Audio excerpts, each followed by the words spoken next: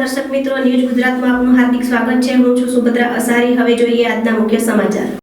મોડાસામાં જોખમી બેનરો લઈને ચિંતા, નાગરિકોની સુરક્ષા પર પ્રશ્નચિહ્ન। મોડાસા શહેરમાં જાહેર સ્થળોએ લગાવવામાં આવેલા મોટા અને લોખંડવાળા માળખાવાળા બેનરો નાગરિકોની સુરક્ષા માટે જોખમરૂપ બનતા હોવાની ચિંતા વ્યક્ત થઈ રહી છે।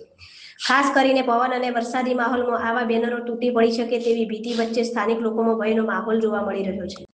નિયમો અનુસાર ચોમાસા પહેલા અથવા ખરાબ હવામાનની આગાહી સમયે નગરપાલિકાએ જોખમી બેનરો દૂર કરવાની કાર્યવાહી કરવી જરૂરી હોય છે, પરંતુ સ્થાનિક સ્તરે વિપરીત સ્થિતિ જોવા મળી રહી છે, જ્યાં જૂના બેનરો દૂર કરવા બદલે નવા બેનરો લગાવવામાં આવી રહ્યા છે।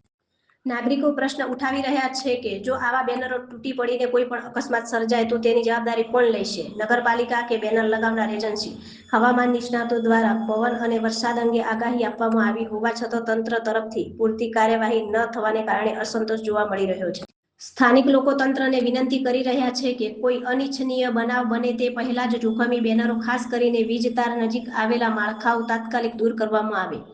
નાગરિકોની સલામતીને પ્રાથમિકતા આપવી એ તંત્રની જવાબદારી છે અને આ દિશામાં ઝડપી પગલાં લેવાની માંગ ઉઠી રહી છે।